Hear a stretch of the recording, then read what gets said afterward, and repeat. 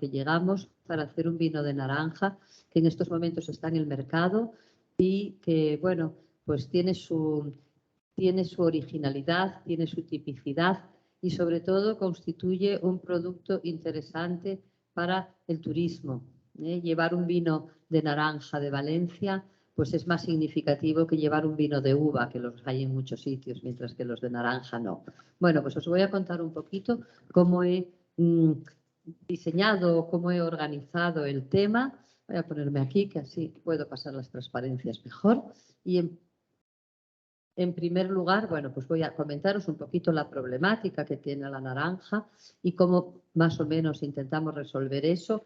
Las etapas del proceso de elaboración, basándonos siempre en las del vino, porque no deja de ser una bebida fermentada. Los ensayos de elaboración brevemente que hemos hecho hasta llegar a un protocolo de trabajo, que es en el que este momento estamos siguiendo, que es una elaboración seleccionada a partir de esos ensayos y un poco detalladamente cómo se extrae el jugo, cómo se fermenta, las operaciones de limpieza.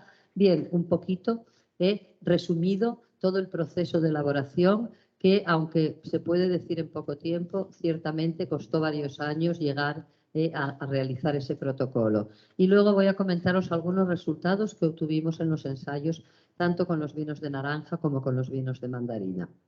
Bien, ya os he comentado que la Comunidad Valenciana es la principal productora de naranja y mandarina, que normalmente se utiliza para consumo en fresco. Exportamos naranjas a toda Europa, posiblemente también fuera de Europa. También se utiliza bastante la naranja para hacer zumos, aunque en menor cantidad, porque las naranjas mayoritariamente que se cultivan son naranjas de mesa. Los zumos de naranja vienen de Iberoamérica en bastante cantidad para luego diluirlos, vienen concentrados de aquí y luego se diluyen allí y se comercializan, pero también una parte de naranja de zumo también se utilizan los excedentes para hacer zumos. Y otro producto que también tiene bastante éxito son las mermeladas de naranja. No sé si aquí vosotros consumís mermelada de naranja, pero allí pues es un producto con bastante éxito. Pero aún así, los años de mucha producción o los años que falla el mercado, eso es una cosa que sucede. Por ejemplo, imaginaros ahora con el problema que tenemos de la guerra de Ucrania, que no se le vende a Rusia. Rusia es un consumidor importante de naranjas y de otras frutas, pues un año te falla un mercado que es importante y tienes una cantidad de excedentes mayor de lo que habitualmente tienes. Bueno, pues esta situación hizo que unos grandes productores de naranja, una empresa importante de naranja valenciana, se plantease la posibilidad de hacer un producto alternativo y puesto que nosotros somos en la Comunidad Valenciana los que trabajamos con vino, pues recurrió a nosotros a ver qué nos parecía la posibilidad de hacer vino de naranja. Nunca lo habíamos hecho. En ese momento nunca habíamos ensayado fermentar otras frutas, no como aquí que según hemos comentado, sí que estáis haciendo ensayos de fermentación de otro tipo de frutas. Para nosotros era un tema totalmente nuevo, solo habíamos trabajado con vino e intentamos un poquito reproducir el proceso de elaboración, de fermentación de un vino y llevarlo a una naranja. Nos encontrábamos con un problema que es cómo lo comercializas, porque la Unión Europea, que tiene una legislación muy estricta, define como vino el producto derivado de la uva.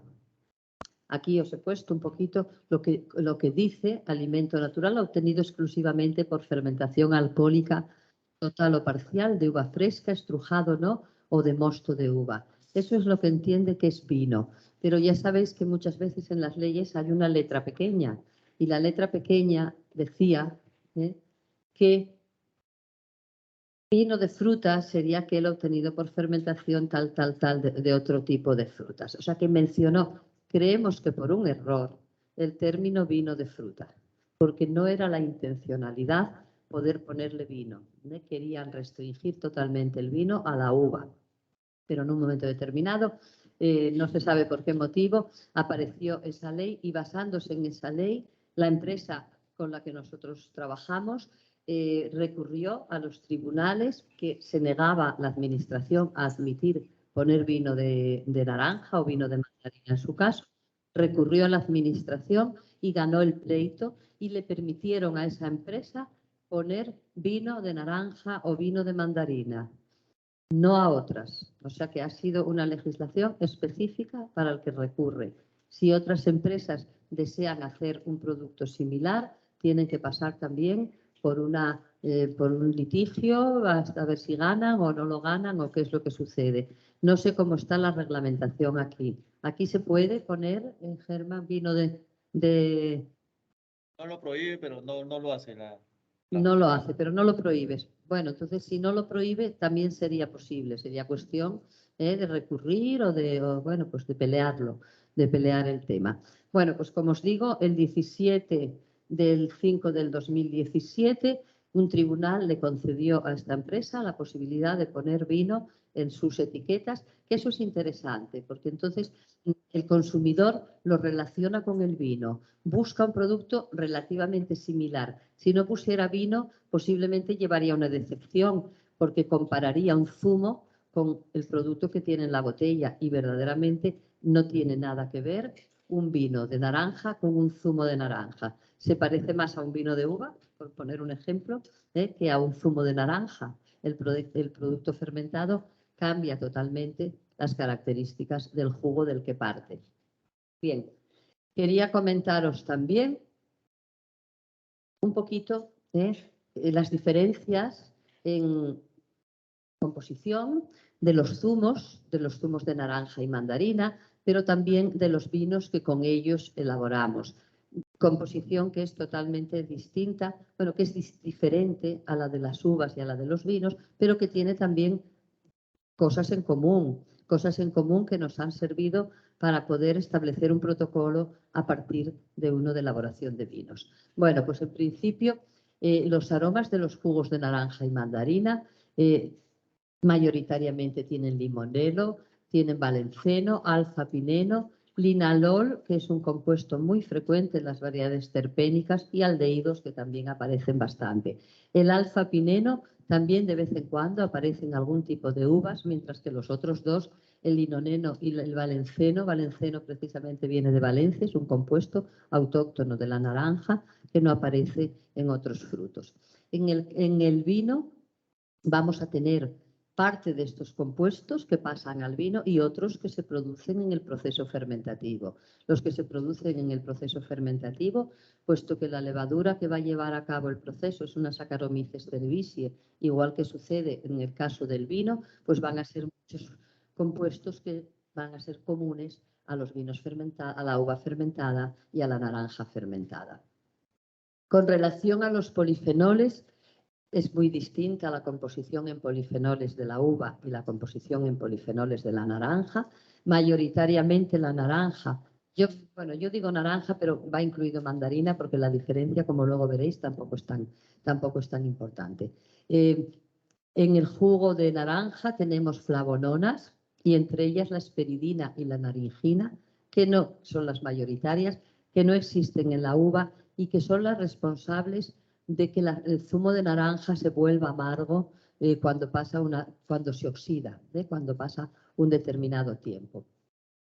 En este caso, la ventaja que tenemos es que estos compuestos no pasan al vino, se degradan en el proceso de fermentación y no pasan al vino. Con lo cual, el problema que tenemos en los zumos de naranja, que es que hay que consumirlos de forma inmediata o hacerles un tratamiento térmico como se hace en los jugos envasados para evitar este amargor, en el vino no es necesario hacer ningún tipo de tratamiento especial porque no pasan al vino, porque se desorganizan sus estructuras y no aparecen posteriormente en el vino. También tenemos una lactona en el jugo de naranja que es perjudicial para la conservación de los zumos, que es la limonina, que es de la familia de la furanolactona y que también da una sensación, un ácido amargo a medida que transcurre el tiempo después de la extracción del jugo. Y ese compuesto, la limonina, se transforma en otro con una estructura química similar, pero que pierde el amargor. Con lo cual, tenemos la ventaja de que esas flavononas y esa limonina, que podían ser causantes de defectos en los vinos, no van a significar ningún problema en el vino terminado después del proceso de fermentación.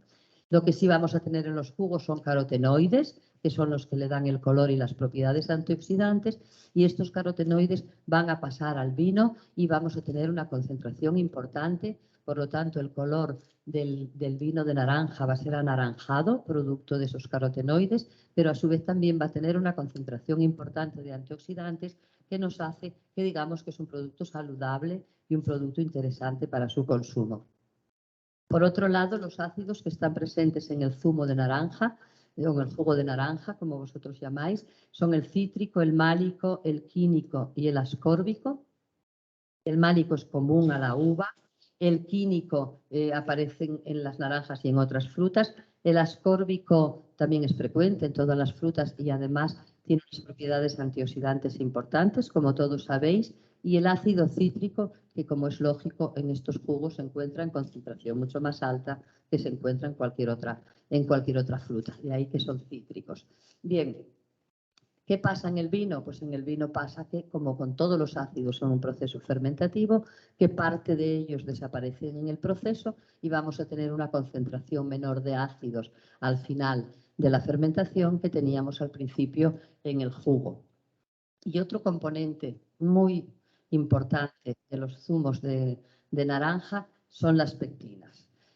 En la uva, las pectinas están en una proporción importante, hay que tener cuidado a la hora de elaborar los vinos, pero en las naranjas en muchísima mayor proporción. Por lo tanto, las pectinas representan un problema tecnológico que hay que intentar solucionar y que cuanto más pronto se solucione, pues más fácil va a ser realizar todo el proceso de la elaboración del vino de naranja. Bueno, ¿qué problemas son entonces los más importantes que puede presentar esa transformación del jugo pues, al vino? Pues en principio, aunque decíamos que tiene ácido ascórbico, que es un antioxidante, que tiene compuestos carotenoides, que son antioxidantes, aún así la oxidación es un problema importante en los zumos. Esa oxidación, que como es lógico, va a traer alteraciones en el color y en los compuestos aromáticos y que tenemos que proteger a toda costa. Igual que en los vinos, proteger mientras el jugo no ha comenzado el proceso fermentativo y proteger cuando el vino está acabado para que el oxígeno no ocasione reacciones de oxidación perjudiciales para el vino. Por ese motivo, en el momento utilizar clarificantes con afinidad para compuestos polifenólicos es una buena alternativa cuando ha habido un conato de oxidación o cuando pensamos que por nuestro proceso vamos a tener riesgo de oxidaciones. No sé si lo conocéis, pero hay un clarificante que es la polivinil polipirrolidona, que tiene gran afinidad por los compuestos polifenólicos oxidados, que se utiliza en los vinos cuando hay riesgo de oxidaciones o cuando ya se han producido y que también es interesante su uso en la elaboración de los vinos de naranja. Aunque si es posible hacerlo sin ella, mejor. Simplemente es un clarificante que se deja cuando hay necesidad de su utilización. Y otro riesgo importante es la pérdida de aromas. La pérdida de aromas que es importante en los vinos, pero también es muy importante en los jugos de naranja. Por algún motivo, posiblemente porque no son las mismas estructuras a las que se unen los aromas en el vino de uva que en el vino de naranja, los vinos de naranja son más lábiles aromáticamente y responden peor al proceso de limpieza, al proceso de clarificación, que es lo habitual realizarlo cuando los vinos ya están fermentados. Por ese motivo, lo veréis más adelante, nosotros hemos llegado a la conclusión que es mejor clarificar un poquito los mostos al principio de la fermentación y evitar hacer clarificaciones posteriores para que se pierda la mínima cantidad de aromas. Y por otro lado, bueno, pues otros problemas también que se nos presentaron en la elaboración de vinos de naranja fue el hecho de que tienen una tendencia importante a la reducción estos vinos, mayor que la que tienen los vinos de uva. Por lo tanto, ensayamos comportamientos de compuestos antirreductores, como puede ser el sulfato de cobre determinadas sales de cobre, que bien pues son una alternativa para cuando hay problemas de reducción. Lo ideal es que no los haya. Lo ideal es que se controle bien el proceso de elaboración y en el momento en que haya una pequeña reducción, airear para eliminar sobre todo sulfídrico, que es el primer compuesto de reducción que se forma, y evitar tener que actuar posteriormente con un producto químico que también puede ocasionar pérdida de otros compuestos aromáticos. Bueno, pues viendo un poquito la problemática que pueden presentar estos vinos, que como os digo en algunos casos es mayor que la que presentan las uvas, o lo tenemos menos dominado, lógicamente, porque es un proceso nuevo, pues nosotros intentamos hacer un esquema del proceso de elaboración basándose en esas experiencias y basándose en lo que conocemos de la elaboración de vinos. Y bueno, pues pensamos, ¿no?, que puesto que es un zumo, es una parte líquida, que tendría una elaboración similar a la que tiene un vino blanco. Por lo tanto, comenzamos estableciendo un proceso pues con su extracción del jugo, extracción del zumo, en este caso de la naranja o la mandarina, la preparación del jugo si es que algún parámetro considerábamos que había que modificarlo ligeramente o adición de compuestos necesarios para llevar a cabo el proceso de vinificación. Consideramos a priori que sería necesario limpiar ese jugo, que sería necesario desfangarlo, como sucede en el caso de los vinos blancos, y luego posteriormente fermentarlo. Y una vez concluido el proceso de fermentación alcohólica, pues ya concluir los procesos fermentativos, porque la cantidad de málico que tiene el zumo de naranja no es muy grande y no sería necesario eliminarlo mediante la fermentación maloláctica. A partir de ese momento tendríamos el vino en reposo posfermentativo, hasta el momento del embotellado, en el cual, igual que sucede con los vinos, se clarificase, se filtrase y se embotellase para su posterior conservación o dispensación al mercado, ¿verdad? O sea que nosotros nos habíamos hecho un croquis de trabajo basándonos un poquito en lo que sucede en la elaboración de un vino blanco. Y a partir de ahí empezamos a hacer ensayos, a hacer diferentes ensayos. Bueno, aquí tenéis un diagrama de flujo que no sé si lo veréis muy bien, en el cual para ensayar lo que no puedes hacer es variar varios parámetros a la vez, porque si varías varios parámetros no sabes a qué atribuir los resultados que obtienes, con lo cual tienes que partir de algunos parámetros fijos y uno variable y comprobar cómo se comporta esa variabilidad de ese parámetro. Y cuando tienes establecido cuál te parece el idóneo, pasas a comprobar otro parámetro. Lógicamente, la investigación se hace así, pasito a pasito, despacito y descartando de uno en uno cada paso y continuando hacia adelante. Bien, una cosa a la que teníamos muy clara es que las levaduras no es como en la uva, que la uva se procesa entera. Las levaduras vienen del campo en la pruina de los ollejos de las uvas y pasan al vino y tú puedes fermentar perfectamente un vino con levaduras autóctonas porque tiene suficiente carga levaduriforme en la uva que traes. Pero la naranja, lo habitual, lo que nos propusimos desde el primer momento y lo que no había duda es que lo que se fermenta es el jugo y lo primero que haces es separar el jugo de la naranja, con lo cual al jugo levaduras no van a pasar porque prácticamente no ha habido contacto entre la piel de la naranja y el jugo que has obtenido. Por lo tanto, levaduras va a haber una cantidad mínima, no suficientes para hacer un proceso fermentativo, con lo cual inevitablemente tenías que sembrar levaduras. Y la siembra de levaduras, bueno, pues está estandarizada en unas concentraciones determinadas para que tengan una población levaduriforme suficiente para que comience la fermentación alcohólica. Con lo cual, más o menos, las levaduras establecimos la cantidad habitual en los vinos.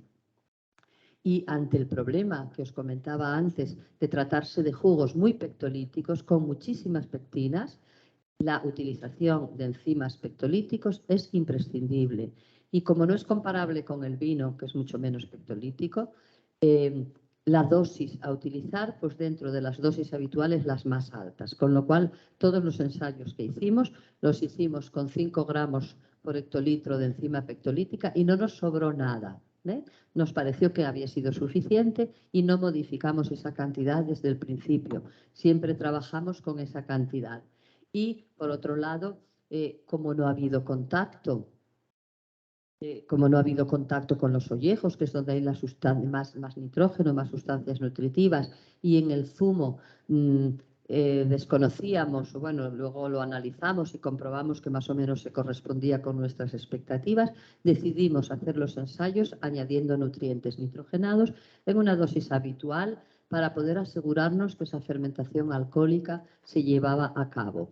Entonces, con esos parámetros fijados, empezamos a ensayar distintas alternativas. Por ejemplo, empezamos a ensayar cómo se comportaba la adición de distintas cantidades de azúcar para ver si era más interesante que el proceso fermentativo empezase con más azúcar del que habitualmente trae la naranja, y también para ver si nos interesaba hacer un producto más seco o hacer un producto que tuviese mayor cantidad de azúcar residual al final de la fermentación.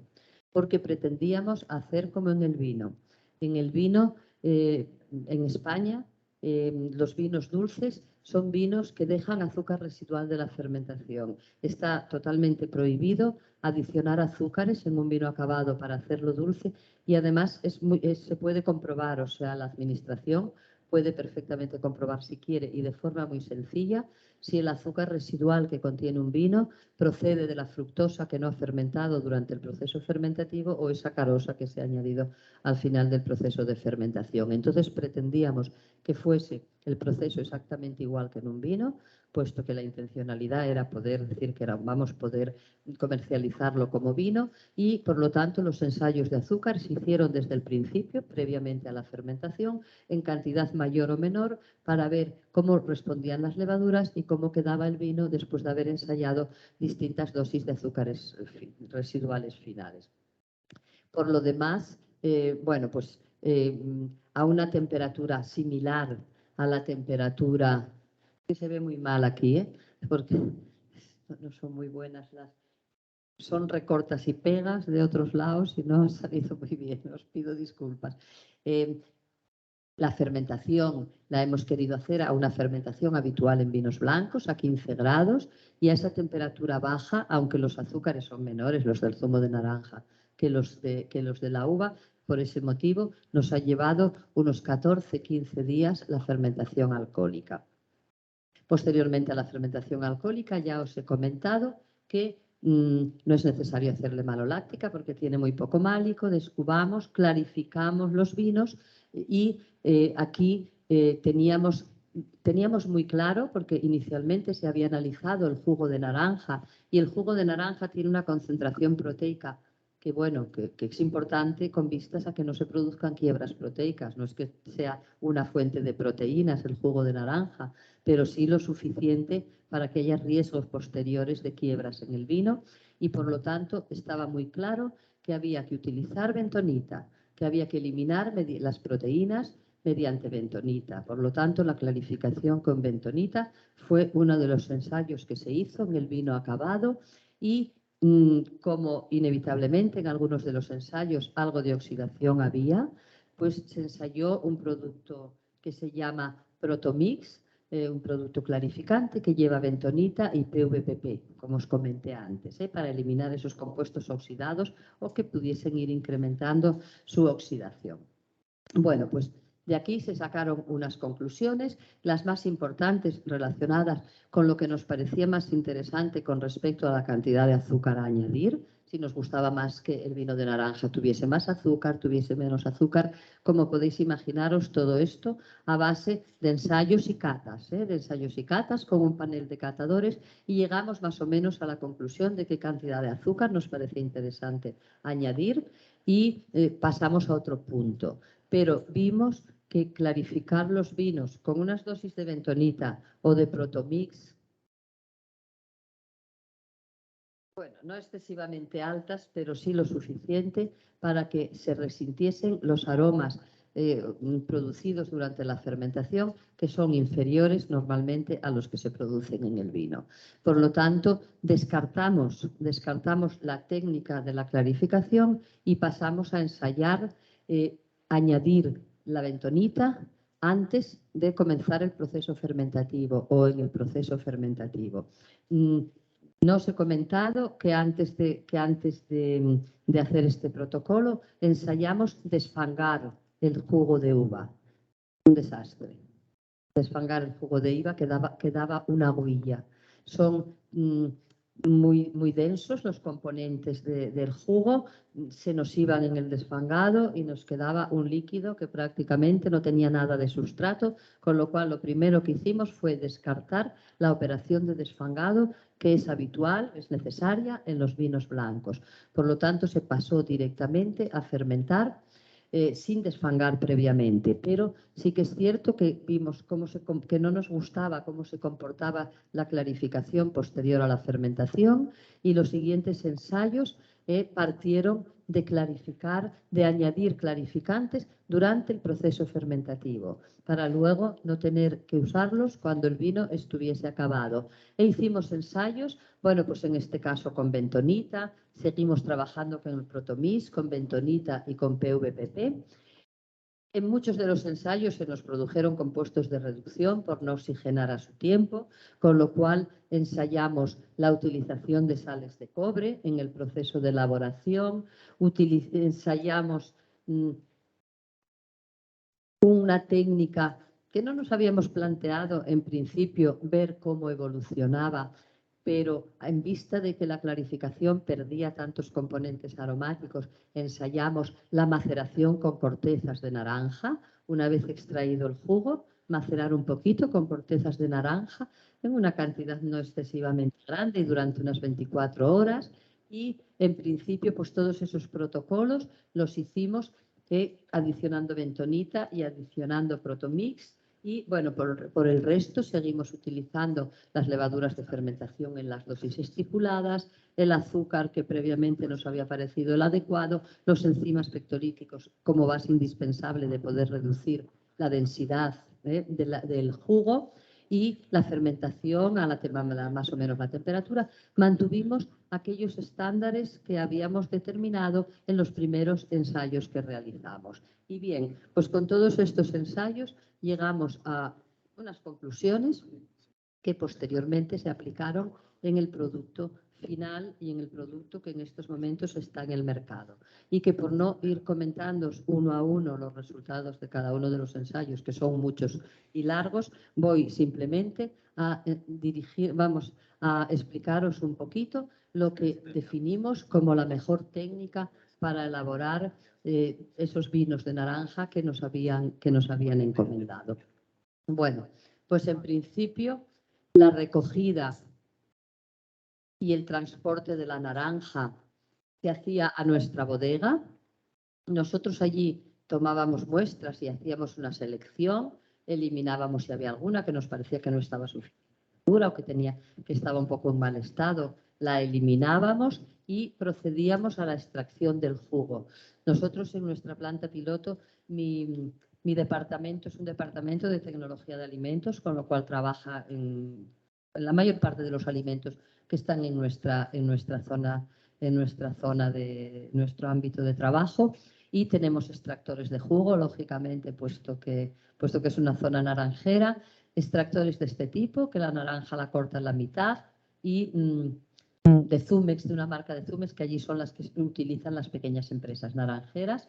Y bueno, pues nosotros extraíamos nosotros nuestro propio jugo, lo llevábamos a un depósito, no desfangábamos, que ya os digo que lo descartamos desde el principio, lo llevamos a nuestros depósitos de acero inoxidable, protegidos con camisas y con un control exhaustivo de la temperatura, y allí le adicionamos las levaduras, el sulfuroso, las enzimas pectolíticas. Si considerábamos que la acidez total no era suficiente porque marcamos unos estándares en los protocolos anteriores y, en principio, comenzaba el proceso fermentativo controlando densidad y temperatura hasta que llegábamos y, al final del proceso fermentativo, azúcares reductores hasta que llegábamos a la cantidad de azúcar que nos parecía adecuada para cortar el proceso fermentativo.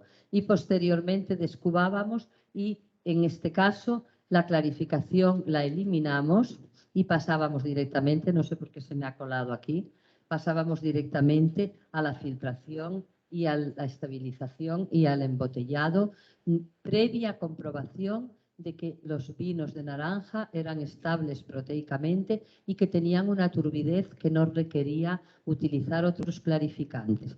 Si no hubiésemos conseguido en el proceso de fermentación tener la turbidez adecuada o la limpidez adecuada, como queráis llamarlo, en este momento podríamos utilizar algún clarificante, no bentonita, como un clarificante proteico, para limpiarlo un poquito y sacarlo al mercado menos denso, más limpio, más transparente o más sin turbios o sin algún tipo de compuestos que pudiera perjudicar a su limpidez. Bueno, pues vamos a ir viendo pasito a pasito cada una de estas etapas y un poco cómo se estructuró.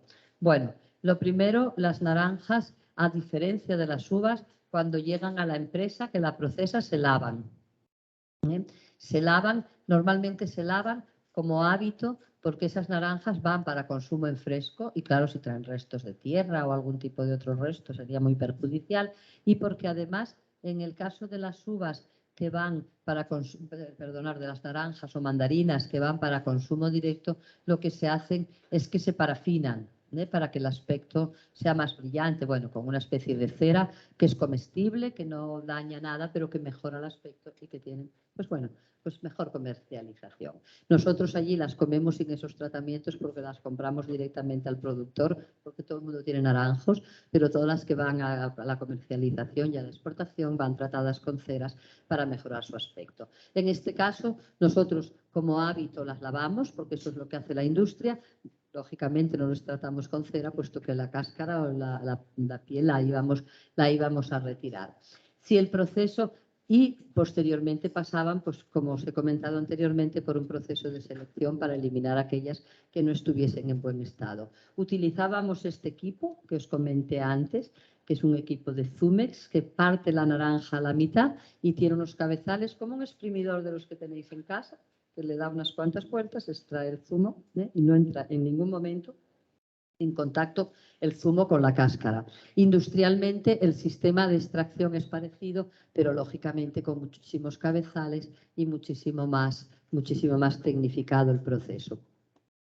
Bien, nosotros lo hicimos así porque disponíamos de este equipo y porque íbamos a hacer cantidades relativamente pequeñas, porque elaborábamos en depósitos de unos 40 litros aproximadamente cada uno de los ensayos, pero a nivel industrial este aparato pues no tiene rendimiento. Entonces, la alternativa para la empresa es comprar un equipo de extracción industrial y, en este caso, la empresa con la que nosotros trabajamos optó por comprar el zumo ya extraído a una empresa vecina que disponían de estos equipos de extracción industrial y ya les compra el zumo directamente, con lo cual este proceso de lavado y selección de la uva y extracción del zumo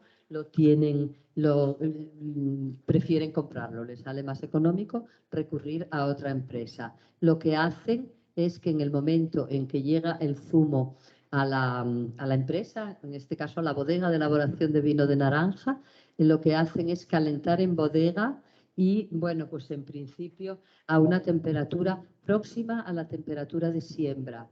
Sabéis que las levaduras tienen una temperatura óptima de unos 27 grados y las levaduras que se compran liofilizadas y lo primero que hay que hacer es hidratarlas y que comiencen a fermentar y normalmente se les añade agua, pues eso, sobre 25-27 grados, que esa es la temperatura idónea. En el momento en que el jugo llega a la bodega, las levaduras están ya atemperadas a esa temperatura y el jugo hay que ponerlo a esa misma temperatura. Las naranjas en mi zona son productos de invierno, son productos de temperaturas que no son muy frías, porque allí no hace mucho frío, pero bueno, es fácil que pueda llegar el jugo a una temperatura de 15, 16, 18 grados, entonces se le calienta un poquito para que esa siembra de levaduras sea más eficiente, que no haya choques térmicos y no se mueran las levaduras. No le pasa nada al jugo por hacer un calentamiento a unas temperaturas relativamente bajas y a partir de ahí ese jugo que llega se introduce en depósitos, como os comentaba, en depósitos de acero inoxidable, en depósitos bastante altos, con camisas de refrigeración que ocupan un porcentaje muy importante de la superficie del depósito para poder asegurarnos una fermentación a baja temperatura próxima a los 15 grados. Y os he puesto aquí un poquito pues, las ventajas de estos depósitos de acero inoxidable, pues inalterables, inatacables, herméticos, fácil limpieza, gran capacidad de intercambio térmico, cosa interesante, porque el calor que desprenden las levaduras hay que eliminarlo mediante las camisas de refrigeración, que no precisan mantenimiento. Bueno, que por sus características son los depósitos ideales porque no pretendemos que el depósito nos aporte nada.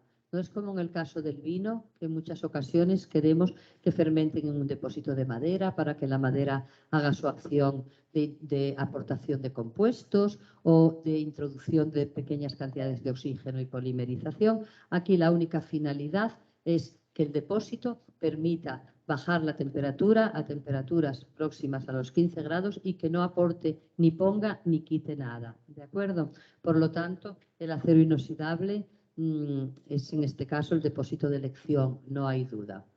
Bien, os comentaba que en el momento en que se introduce el jugo al depósito, lo primero que le hacemos es introducir aquellos aditivos necesarios para asegurarnos una perfecta fermentación y una perfecta vinificación. Carlos, es que te veo mirando, digo, a ver si es que ya ha llegado la hora.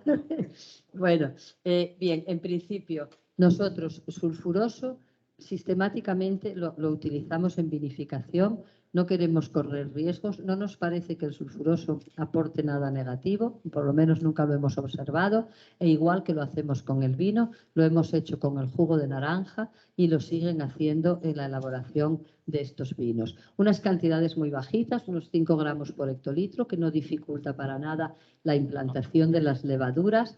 El azúcar en función de la madurez de la uva, pero siempre buscando que tenga aproximadamente el jugo unos 15 grados Brix. Si tiene menos, suplementamos. Y si queremos dejar, porque esta empresa hace vinos con más azúcar residual o con menos, dependiendo, bueno, para distintos gustos de los consumidores, dependiendo de la cantidad de azúcar residual que quiera dejar, pues a esos 15 grados Brix, que son los que necesita para producir esos 8,5 grados de alcohol, que es lo que quiere que tenga sus vinos, pues se les aumenta la cantidad de azúcar residual que se quiera dejar. ¿Que queremos dejar 20 gramos? Pues 20 gramos más. ¿Que queremos dejar 5? Pues 5. Pero siempre teniendo en cuenta que el objetivo es que tenga 15 grados Brix para formar el alcohol y el resto si es que queremos dejar azúcar residual. Las enzimas pectolíticas, imprescindible. No se puede hacer un zumo, un jugo de naranja fermentado si no se le añade enzimas pectolíticas de muy buena calidad, además, y en una dosis rondando los 5 gramos o superior. Algunas veces los jugos están excesivamente turbios, que son cantidades altas y que tienen un precio. Estos enzimas pectolíticos de alta calidad son caros. La cantidad tampoco es muy elevada. Y también os voy a decir una cosa. El precio del vino de naranja en el mercado es más alto que el del vino, sobre todo porque se hace muy poquito, porque es simbólico, porque es para caprichosos y como un recuerdo. No es una producción que hagan 1 millón de hectolitros al año, hacen a lo mejor 50.000 botellas en este momento, que es la empresa la que yo con. Ya sé que ahora algunas otras empresas hacen una pequeña cantidad, pero bueno, quiero deciros que es una producción muy limitada y debido a eso y debido a que se vende mucho para el turismo, que allí hay mucho, pues adquiere unos precios 10, 12 euros, que son 40, 50 soles, una botellita de medio litro de vino de naranja es muy caro, pero no es que lo valga, es que el mercado lo ha aceptado por los condicionantes, simplemente. Bien, y como os decía, los clarificantes se decidió ya desde los primeros ensayos que se iban a poner al principio, que se iban a poner para que estuviesen presentes durante el proceso fermentativo y además a dosis altas. A dosis altas porque, como os decía, tiene bastante proteína y luego las proteínas hacen una quiebra muy fea en los vinos de naranja. Y si además vemos que por lo que sea la naranja se ha oxidado un poquito, tiene tendencia a oxidarse, pues los clarificantes mixtos con bentonita y PVPP e incluso con proteínas, si nos parece que están excesivamente turbios los mostos, los jugos. Y también os comentaba que el nitrógeno para asegurar la buena marcha de la fermentación. Es más difícil fermentar un jugo de naranja que un jugo de uva. Tiene más turbios, tiene más pectinas, aunque le pongas encima pectolíticos, y a las levaduras les cuesta más trabajo, por eso hacen fermentaciones tan lentas. Por lo tanto, asegurarnos que tienen suficiente sustrato nitrogenado es necesario para poder llevar a cabo una buena fermentación.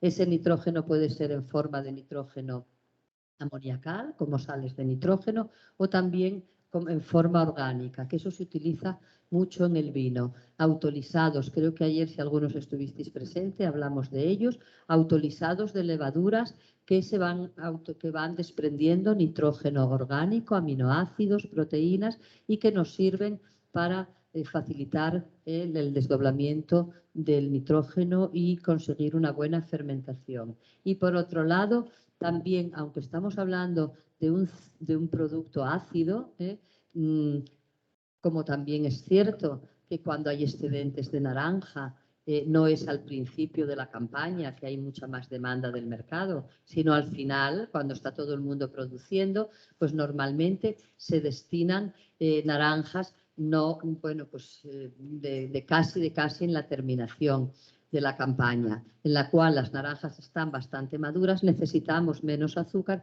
pero normalmente la acidez no es excesivamente elevada. Por lo tanto, corregir para nuestras naranjas y para los vinos que elaboramos, corregir la acidez es necesaria. La acidez se corrige con ácido cítrico al principio y, si es necesario, se retoca después del proceso fermentativo. El pH que consideramos que era el idóneo es sobre 3. Por lo tanto, se acidifica un poco en función de alcanzar esos pHs que consideramos idóneos, o una acidez total expresada en ácido cítrico de 6 gramos por litro.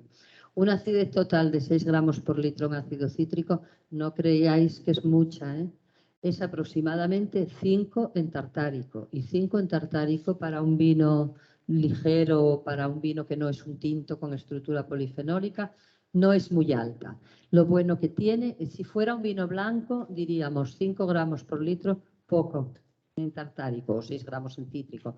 Porque no sé si sabéis, y si no os lo comento yo, que cuando se habla de acidez total, lo que se dice después de la cantidad no es nada.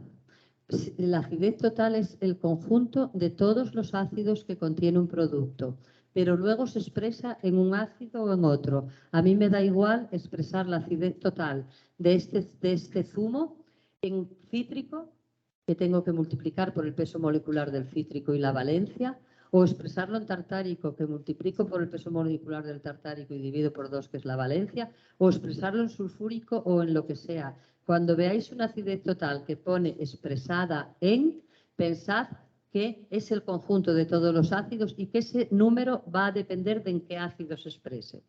¿De acuerdo? Entonces, esta acidez total es relativamente baja para un vino. Pero ¿qué ventaja tiene? Que es cítrico el que la produce. Y el ácido cítrico es un ácido que tiene una sensación ácida más intensa, pues pica un poquito más, es más vivo, por ejemplo, que el tartárico que contiene el vino. Entonces, 6 gramos por litro de acidez total expresado en cítrico hemos considerado que es suficiente para que el vino de naranja sea un vino fresco, sea un vino agradable de beber, que no sea excesivamente ácido. Y esa acidez Como de forma natural no la podemos conseguir habitualmente, pues se retoca un poquito con ácido cítrico hasta conseguir esos valores que son los que nos parecen idóneos.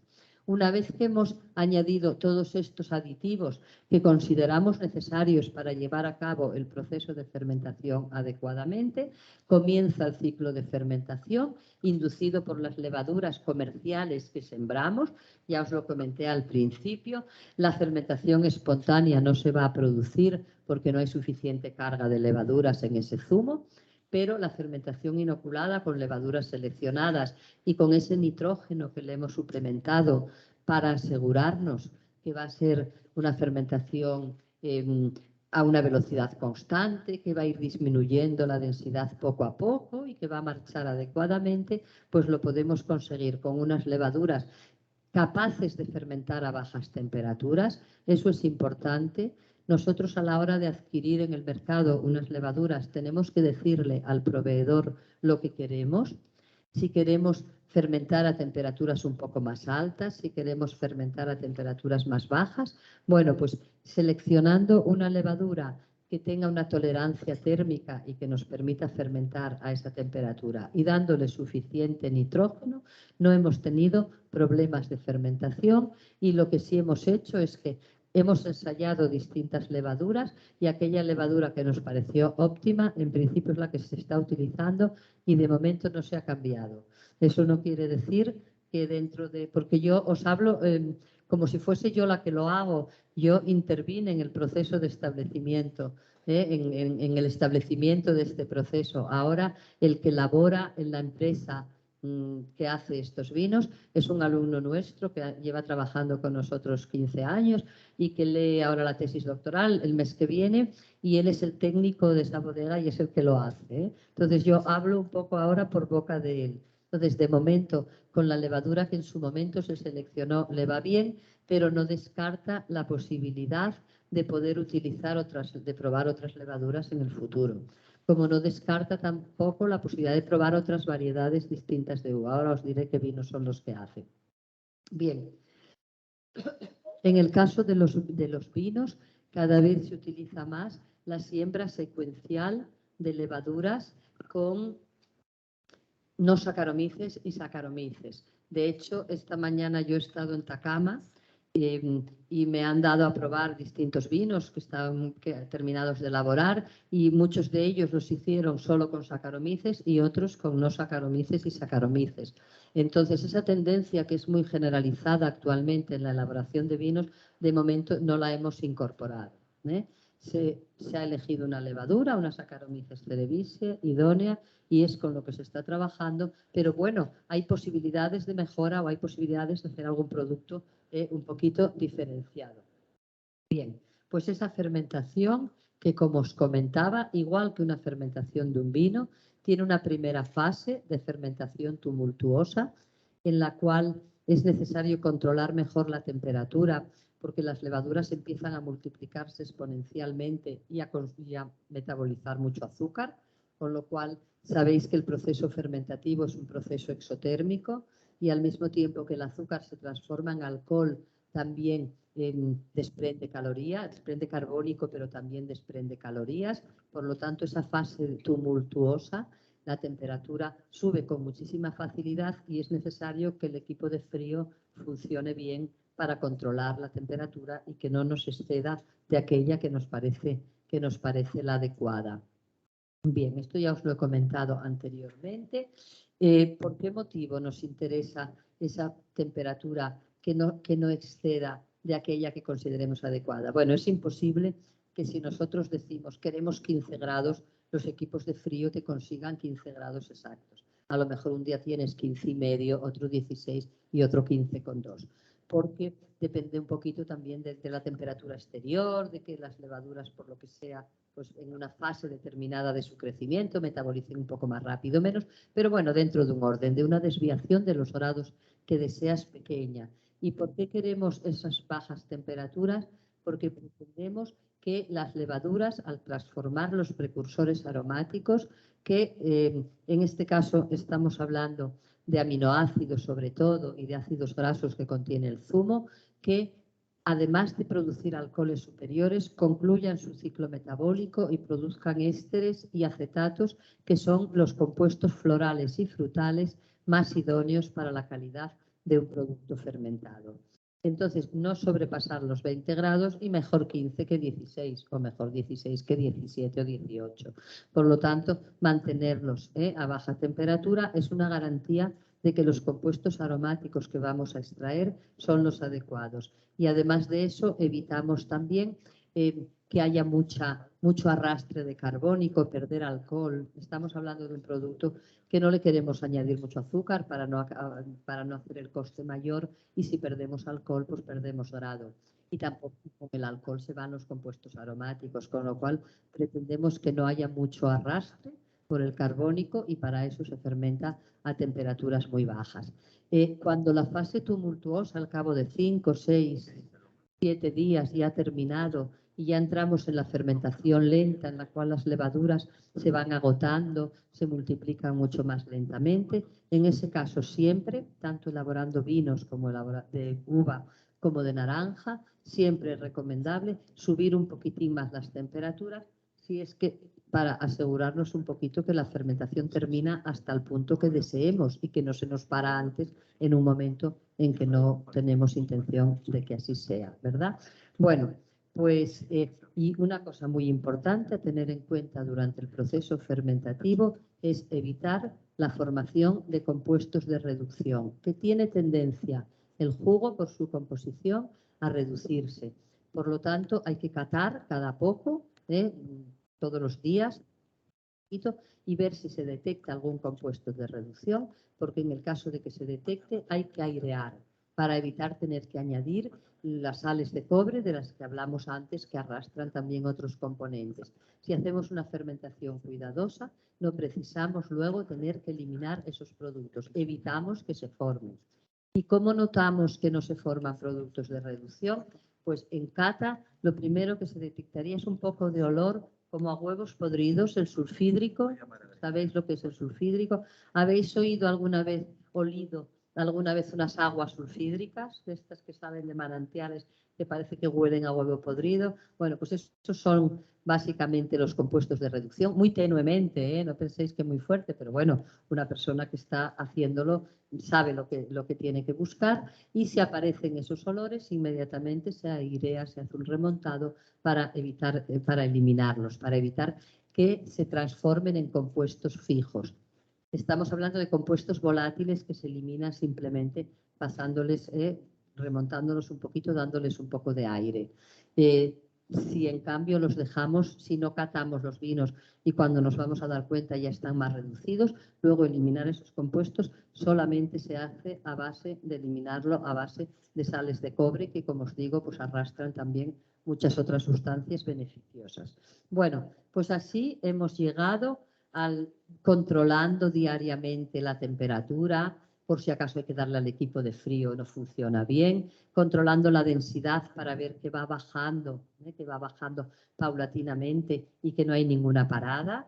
Si la hubiese tendríamos que actuar, igual calentar, quitarle frío, incluso añadirle en algún momento más nutrientes, pero bueno, controlar que baje adecuadamente.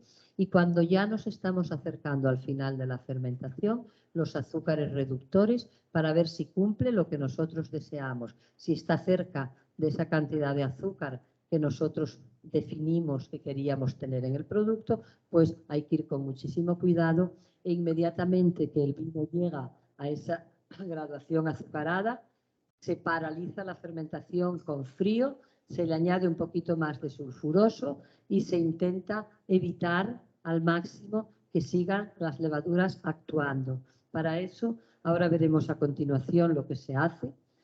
Para eso lo que se hace es centrifugar. Para hacer este producto que nosotros hemos estandarizado es necesaria la centrifugación. Bien, voy a terminar de comentaros esta diapositiva hasta que pase a la otra. Perdonad un momentín que voy a ver.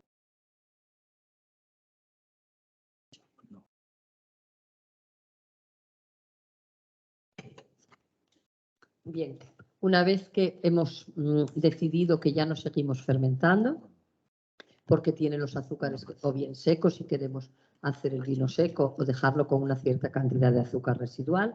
El siguiente paso, como os digo, es trasegar ese vino a otro depósito limpio, dejar las heces de la fermentación en el fondo para limpiar el depósito y, bien, corregir el sulfuroso hasta unos niveles que nos dé seguridad, tanto microbiana para que no haya ningún microorganismo que altere y para que no se nos oxide ese vino que hemos conseguido fermentar. Y si lo vamos a mantener un poquito de tiempo en la bodega de forma estática, o bien trabajar con depósito lleno o inertizar el depósito para que no haya oxidaciones. En cualquier caso, estos vinos no es habitual dejarlos mucho tiempo. No sucede como en los vinos blancos, que en este proceso que nosotros llamamos clarificación espontánea, igual se dejan 3 meses, 4 meses, 5 meses. Aquí es poquito tiempo, ¿eh? Una vez concluido el proceso fermentativo, normalmente el siguiente paso es limpiarlo, es embotellarlo y es mandarlo al mercado. La ventaja que tiene la naranja con respecto al vino es que la naranja se conserva mejor en cámaras y no necesitas hacer toda la producción en un tiempo muy limitado. Puedes hacerlo en 2 o 3 meses porque la naranja tiene un comportamiento bastante bueno en la refrigeración, como todos vosotros sabéis.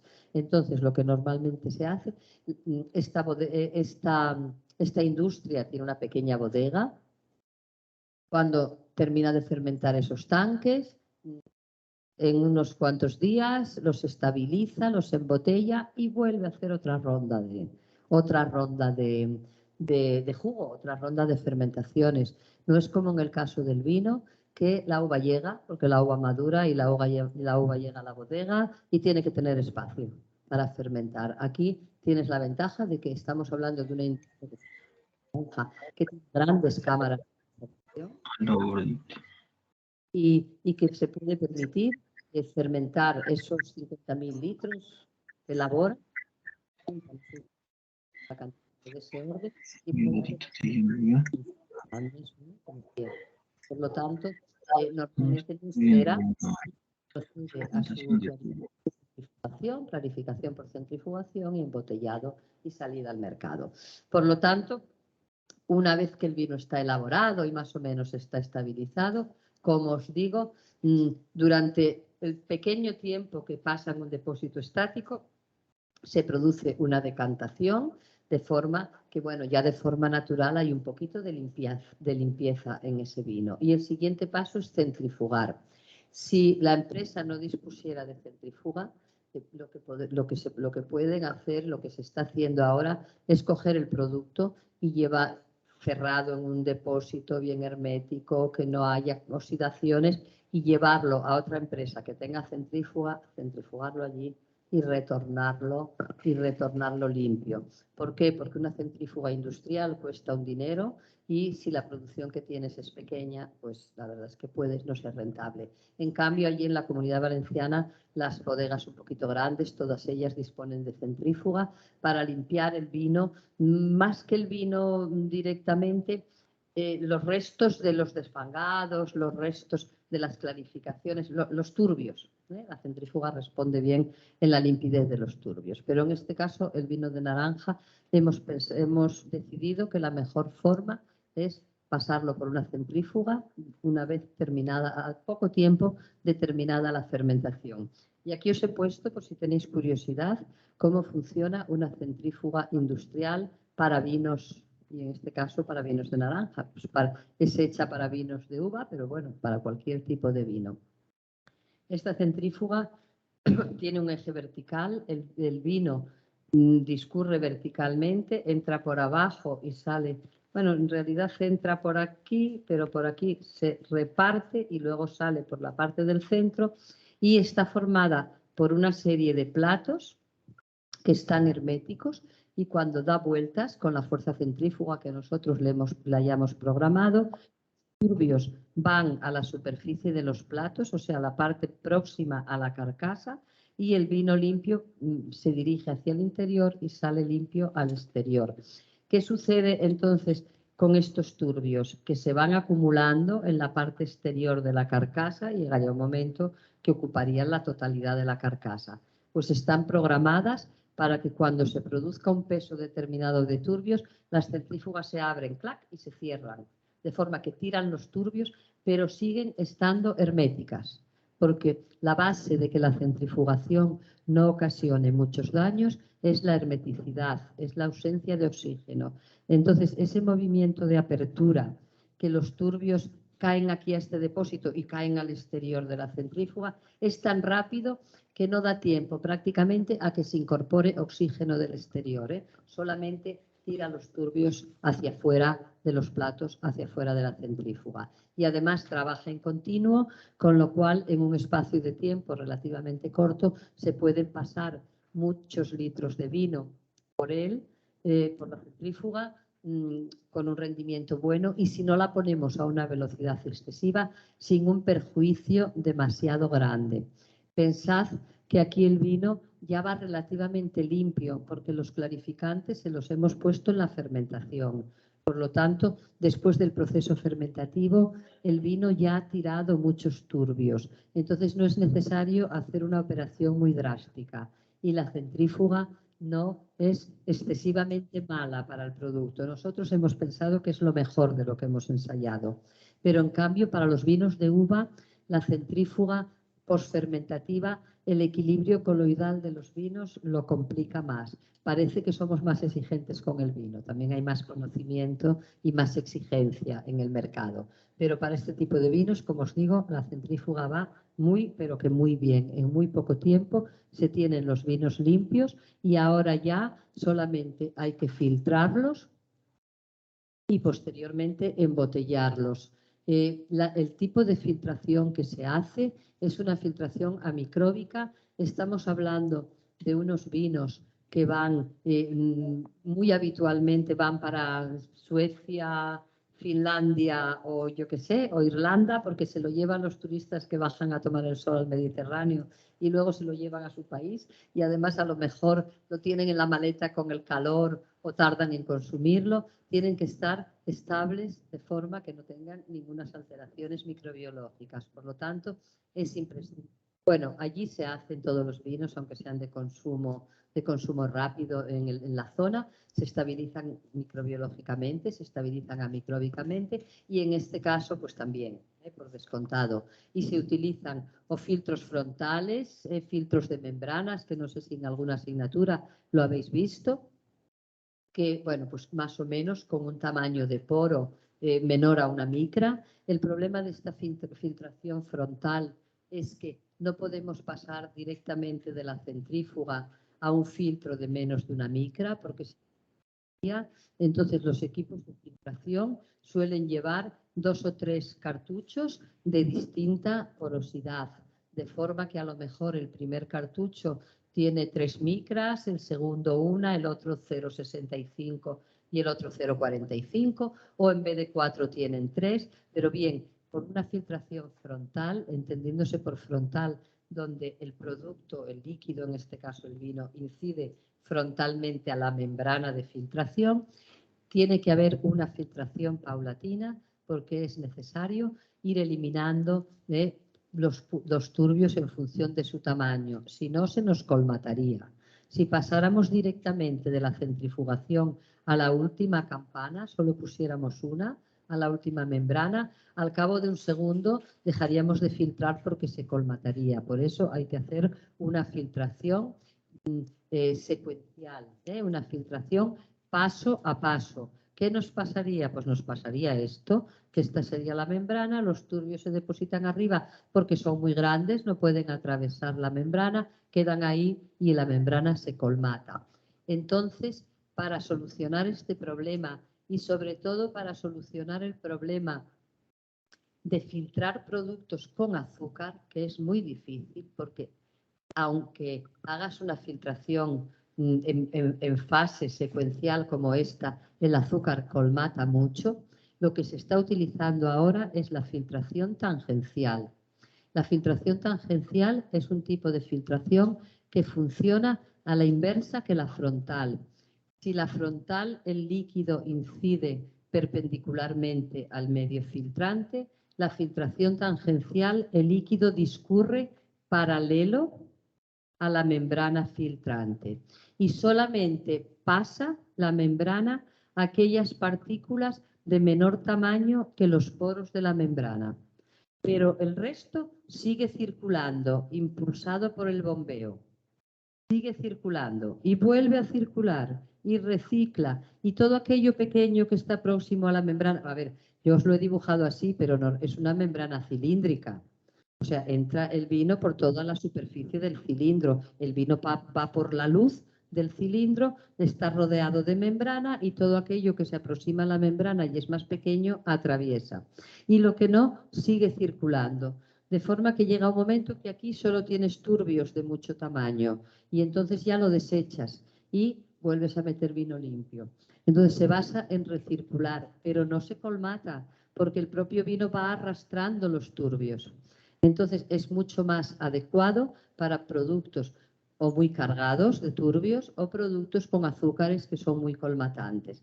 La filtración tangencial hoy en día es la idónea para elaborar vinos dulces y el inconveniente que tiene es que los filtros son caros, pero igual que os comentaba que si no dispones de centrífuga hay empresas que te hacen el servicio, también hay empresas que te hacen el servicio tangencial, que tienen pequeños filtros tangenciales e incluso que te lo alquilan y tú lo puedes utilizar en tu bodega durante un tiempo determinado. Eso es una cosa que comentábamos aquí que podría ser interesante con vistas a un futuro. El hecho de que hubiese empresas que alquilasen equipamiento para las pequeñas bodegas que solo lo necesitan 1 o 2 veces al año y que su adquisición pues, puede resultar muy, muy costosa. Bueno, pues con la filtración tangencial o con una buena filtración secuencial bien hecha, el vino de naranja termina limpio, estable y sin riesgo de alteraciones microbiológicas. Y el siguiente paso, pues lógicamente es el embotellado.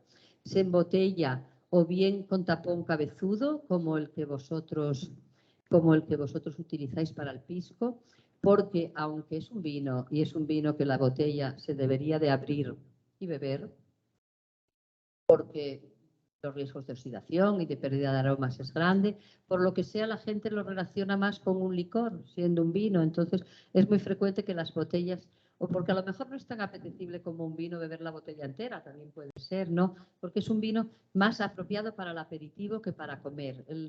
Bueno, para vosotros no lo sería, que estáis acostumbrados a comer con zumos, pero para nosotros en Europa, que nadie come con un zumo, pues recuerda un poquito más al zumo. Entonces, a naranja, recuerda a la naranja aromáticamente. Entonces, es un vino más adaptable a el aperitivo o al fin de mesa, o al fin de mesa o al postre, porque lo habitual es que tenga una pequeña cantidad de azúcar. Se tapona con rosca, o bien con rosca o con tapón cabezudo. Esta empresa con la que nosotros hemos trabajado, dependiendo de los mercados que vaya, lo tapona con cabezudo o lo tapona con rosca. Cuando exporta, y exporta, por ejemplo, para Estados Unidos, para Suiza, para algún país que quiere rosca a toda costa, bueno, pues bien, cuando son para vender en Valencia, nosotros todavía en España nos gusta un poco más tener un tapón que sea de corcho, que sea sintético, pero que nos asemeje más al corcho. Bien. Y luego, pues etiqueta, en este caso, mirad, aquí, esto es de naranja sanguina. La naranja sanguina creo que aquí también la tenéis, ¿no? Es una naranja que es roja, que tiene coloración el jugo. Y luego también de naranja y de mandarina, de naranja y de mandarina. Son los productos que hace. Creo que también ha hecho de pomelo en alguna ocasión. El pomelo, que es la toronja. El pomelo es una naranja amarga. Un poco amarga, un poco ácida, no sé cómo le llamáis aquí. Igual, pomelo. ¿Pomelo también? No, pero la lima es limón. Dos cosas diferentes. Es una naranja redonda grande, sí. Pomelo. Bueno, pues eso allí no tiene mucha aceptación. Lo han hecho para algún mercado, pero no tiene demasiada aceptación. Bueno, el color... Doradito el de la naranja, rojizo el de la naranja sanguina, ambarino el de la mandarina, con lágrima densa, aromas cítricos con ligeras notas a membrillo, frutalidad larga, dulce, porque se deja azúcar residual de la fermentación, persistente en boca, recuerda la piel de naranja. Al final, como hemos visto, hemos decidido que la maceración con piel de naranja tampoco nos resultaba interesante. Es un producto para beber frío, en aperitivos, comidas ligeras o postres. Y como lleva un tratamiento suave, bueno, pues no es un producto para durar muchísimo tiempo. Es un producto para consumir rápido, pero viene suficiente como para evitar que se puedan producir alteraciones. Y bien, y es necesario proteger de la luz solar porque las flavonolas que le dan el color pueden un poquito sufrir alteración por la luz. Y lo único que siento es que tenía que haber traído 2 botellitas para que lo probaseis, pero no me acordé. Ya sabéis, todos los preparativos de última hora. No, pero en el momento en que vayan alguno de ellos a España, os mandaré unas botellitas para que los probéis. Bueno, y en principio ahora simplemente quería comentar, voy bastante bien, quería comentaros de los primeros ensayos que hemos hecho, algunos resultados para que los veáis. En principio, nosotros, os he comentado, buscábamos que los vinos tuviesen un pH próximo a 3. Y más o menos hemos estandarizado unos baremos o unos parámetros, bueno, sobre 3,18, 3,15, 3 muchas veces es un poco insuficiente para no tener que acidificar demasiado. Y la acidez cítrica próxima a 6. Es más fácil sacar la acidez cítrica en la mandarina que en la naranja, pero bueno, depende, lo regulas un poquito en función de la cantidad de cítrico que le añadas. Y los azúcares reductores hemos establecido que la cantidad mejor, que lo hace más suave, más agradable, sin ser empalagoso, del orden de 25 gramos por litro. Entonces, si decíamos que queríamos 15 bris para poder fermentar, pues a los 15 bris le sumamos los 25, los 2,5 bris más, que son los que queremos dejar de azúcar residual. Y el grado alcohólico, pues sobre 9 y pico. Se pone el azúcar suficiente para aproximadamente de este. Y luego los compuestos, la mandarina y la naranja, difieren. No es que difieran tanto en los compuestos que tienen, pero sí en las cantidades de compuestos aromáticos que se producen durante el proceso fermentativo. Por ejemplo, aquí no lo veis y yo tampoco. Se ve mal, pero bueno, aquí tenéis mandarina y naranja. Estos son los mismos compuestos, que es el de, ¿tú lo ves bien ahí? El etilvaleriato, el acetato de isoamilo, el lactato de etilo, el dietilglutarato, y este no lo veo, el pentanol, algo parecido. Bueno, son compuestos bastante significativos y que aparecen en la fermentación de estos productos. Y bueno, y aquí veis 2 alternativas, porque son 2 alternativas de los ensayos que hemos hecho con bentonita o con Protefix, con el producto que además de bentonita tenía PVPP. Y como veis, la concentración en la naranja es muy superior a la mandarina. La naranja es bastante más aromática que la mandarina, por lo menos las nuestras, porque eso también depende de las variedades, lógicamente, de las variedades que se trabajen, pero bueno, de un orden, por ejemplo, en este caso, bueno, pues hay el que con Protefix se acercó, pero este, pues como veis, muchísimo más alto. Todos ellos tienen mayor concentración, estos compuestos, en el caso de la naranja y la mandarina. En estos otros, que si yo consigo verlos, el betapinén que os he comentado, que tenía la fruta ya antes del proceso fermentativo, el acetato de xilo, el acetato... Ay, ¿qué pondré aquí? No lo sé, ay, qué mal se ve. El decanoato de etilo, la gamma octanolactona, bueno, productos de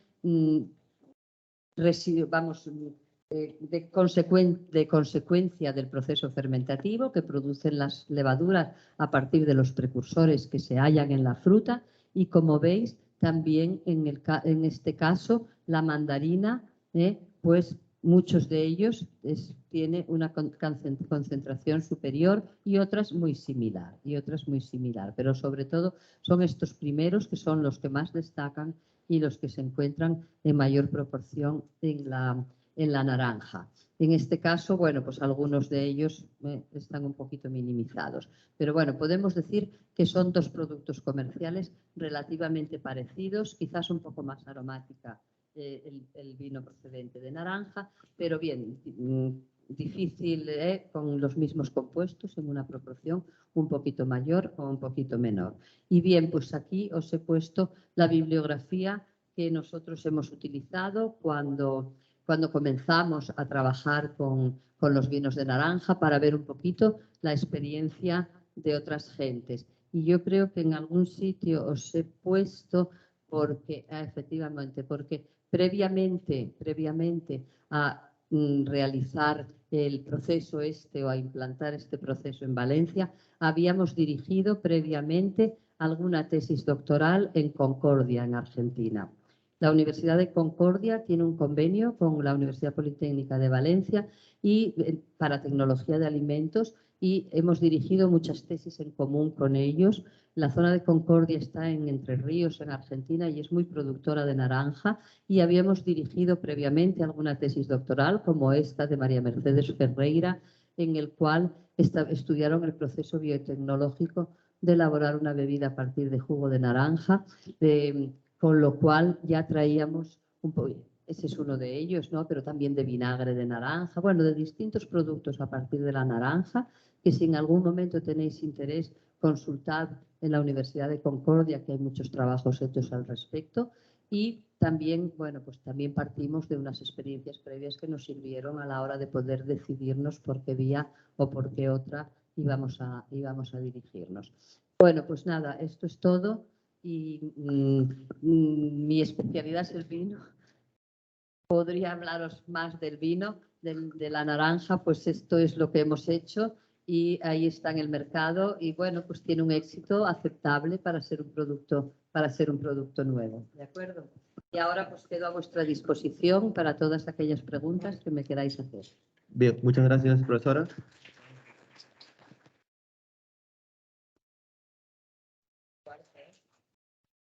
Bien, si hay preguntas presencial, por favor, levanten la mano. De igual manera, en la sala virtual, si hay preguntas, por favor, levanten la manito.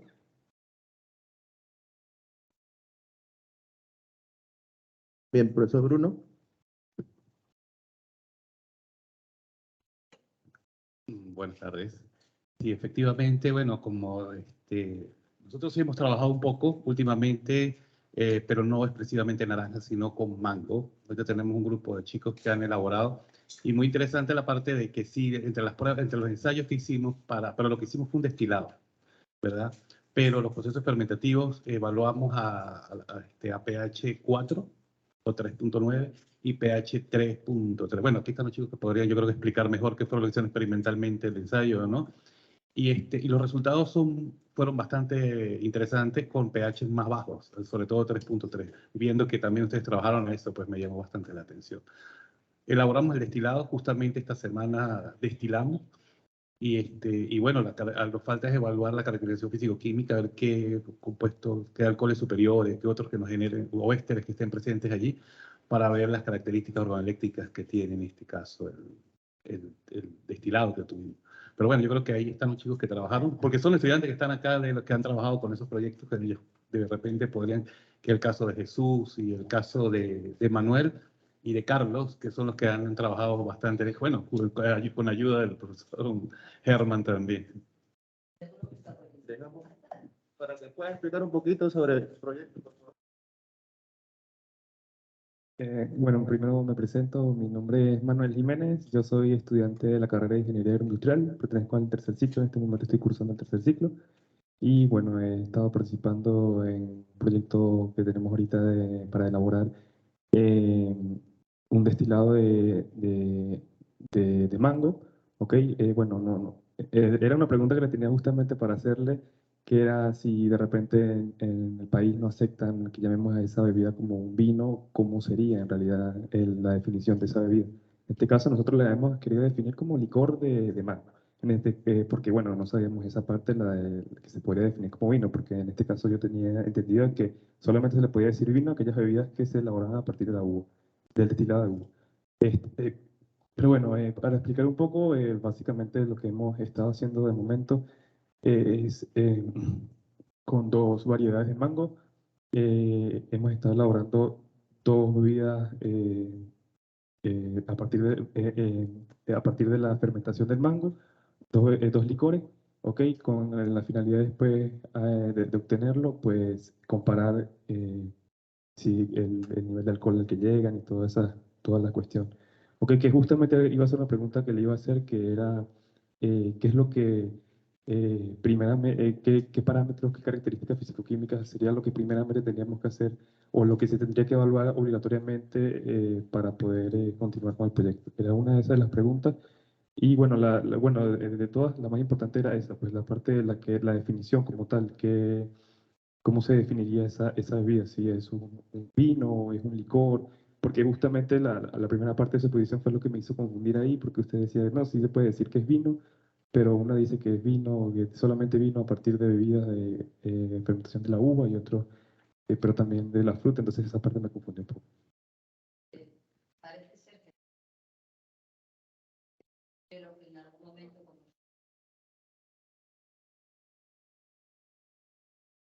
ahora sí, ¿verdad? Vale. Que comentaba que sí que es cierto que la definición de la OIV es que uva es a partir del vino, a partir de que vino es a partir de la uva, pero en algún momento, en alguno de los 100.000 decretos que la Unión Europea elabora a lo largo de los años, en uno de ellos alguien coló vino de frutas y coló el término. Entonces ya había un decreto que hacía mención a los vinos de frutas y la bodega y la empresa, que no es una bodega, cítrica, que está elaborando este producto, se basó en eso y fue a los tribunales y lo ganó. ¿Qué es lo que sucede aquí? No lo sé, porque aquí tenéis otra reglamentación. Depende de la reglamentación que haya. Y si no tenéis un decreto que, como el de la Unión Europea de 2007, decía que los vinos de frutas, no sé qué y no sé cuánto, haciendo referencia a algo y coló el término vino, pues a lo mejor no tenéis ninguna defensa para poder defenderlo. Entonces no lo sé. De todas formas, vosotros lo que haríais sería un destilado de mango, ¿no? Y si quisierais elaborar vino y no lo podéis poner, sería un fermentado de mango. O sea, el término tenía que ser fermentado de producto fermentado de mango. Bebida fermentada de mango, efectivamente. La bebida fermentada de mango tendrá unos problemas pectínicos mayores que la naranja, ¿eh? O sea que para poder comercializar un vino de mango, todo lo que nosotros hemos tenido que investigar, de ver cómo funcionan los clarificantes y en qué momento y tal, tendríais que eso os llevaría su tiempo, porque yo no sé, es mi desconocimiento. El mango lo conozco como consumidora, que me encanta, por lo tanto me gustaría el vino, el destilado, lo que fuera, pero creo que es un producto complejo, difícil para poder, pero bueno, no imposible, difícil. Bueno, yo te he contestado, ¿quieres que te comente alguna cosa? Bueno, quería comentaros que yo solo he tenido la experiencia de la naranja y otra más, porque nosotros en nuestra zona somos productores, con denominación de origen incluso, de un producto que se llama kaki, que es como un tomate muy, muy dulce, con una vida útil muy corta, que se pudre con muchísima facilidad y que comercializarlo es muy difícil. Se consumía a nivel local y alguien inventó, es un producto que tiene mucho tanino, muy astringente, madurarlo, coger el fruto a medias de maduración y madurarlo me parece que con etanol o con carbónico, lo meten en cámaras cuando el producto está verde todavía la carne muy dura, como si fuera una manzana, lo maduran con etanol o con carbónico y pierde la astringencia del tanino, se comercializa y tiene muchísimo éxito. Allí se llama persimón.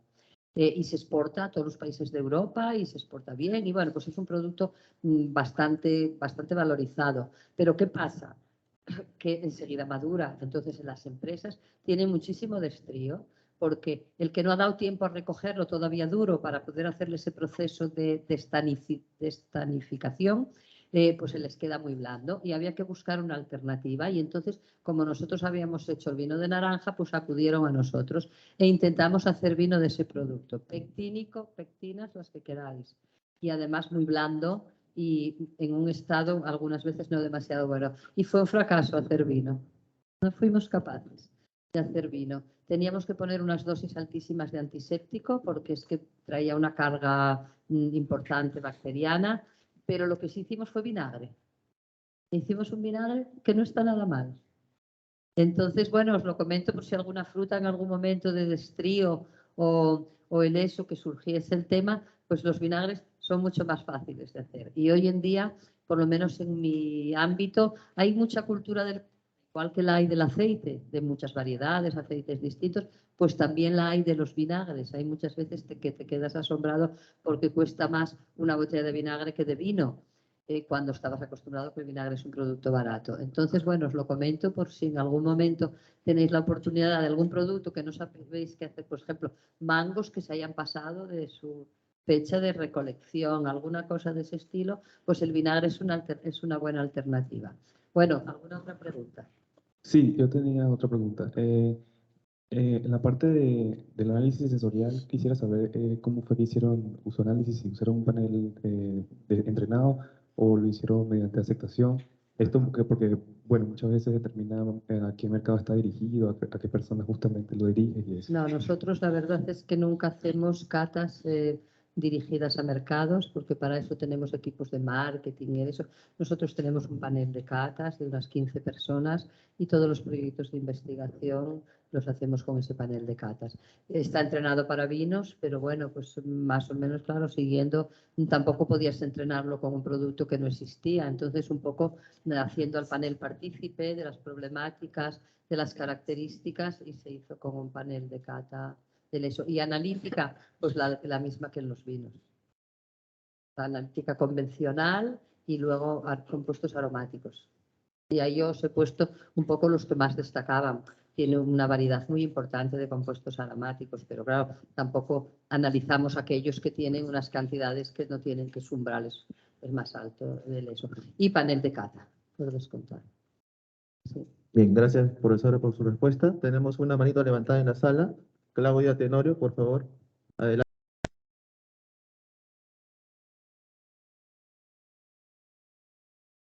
En la sala virtual.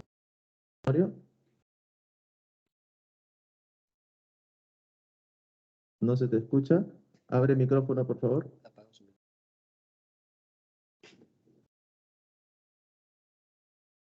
Y abajo la mano. Bien, ha bajado la mano. Buenas tardes. Bien, adelante. Buenas tardes. Un gusto participar en su curso. Yo les hablo desde Bolivia, Cochabamba. Me pareció muy interesante el tema, ¿no?, de los adjuntos que se va trabajando dependiendo la fruta, como mencionaba. En este caso, justamente yo tenía esa duda, ¿no?, de frutas que tienen bastante pectina. Por ejemplo, el lulo. Acá hay gente que produce un poco de lulo y que también es parecido a la naranja. Entonces, en ese sentido era mi consulta. ¿Qué tan complicadas son conseguir las enzimas para el tema de vinificación, profesora? Son sencillos porque todas las empresas que se dedican a productos enológicos tienen enzimas pectolíticas. Entonces, lo que sí tienes que hacer, y que te las mandaría, porque además son cantidades muy pequeñas las que se usan, que vamos por correo, cualquier empresa, Layeman, AEB, Enartis, muchas empresas enológicas de muy buen prestigio, que venden buenas enzimas pectolíticas, te mandarían un sobrecito seguro que sin problema ninguno. Con lo cual, busca en internet empresas enológicas y verás que tienes seguramente que tienes cerca, o si no en otro país, y que te las pueden enviar. Un sobrecito de enzimas que pese 50 gramos tienes para hacer muchos ensayos con él. Con una dosis de 5 gramos por hectolitro, pues fíjate, tenías para hacer 1000 litros, que para ensayar da mucho de sí. Y nosotros en mi departamento estamos trabajando con el lulo. No me preguntes ahora exactamente qué es lo que hacen, pero sé que lo están haciendo, porque una amiga está dirigiendo una tesis doctoral sobre él y el otro día hablamos del tema. Y sé que hace algo organoléptico, pero no creo que fermente. De todas formas, me enteraré. No, muchas gracias, profesora. Muchas gracias. Y con la exposición sí ha despejado varias dudas. Me alegro, muchas gracias. Hola. Bien, me parece que no hay más preguntas, tanto en la sala presencial como en la virtual. Profesora Inmaculada Álvarez Cano, muchas gracias por no solo esta presentación de este curso organizado por el programa de Ingeniería Agroindustrial, sino también por el acompañamiento esta semana para el curso de Ingeniería, Enología y Viticultura. Me gustaría que pueda brindarnos unas palabras desde la virtualidad, la magíster Amalia Salafia, recupero, quien nos está acompañando desde el inicio de la presentación. Ella ha sido miembro fundadora de las 2 carreras profesionales aquí en la Universidad Privada San Juan Bautista y promotora también de este curso. Ha promovido mucho el contacto con nuestra invitada del día de hoy, también para poder hacer realidad esta capacitación que creo que todos salimos con mucho conocimiento.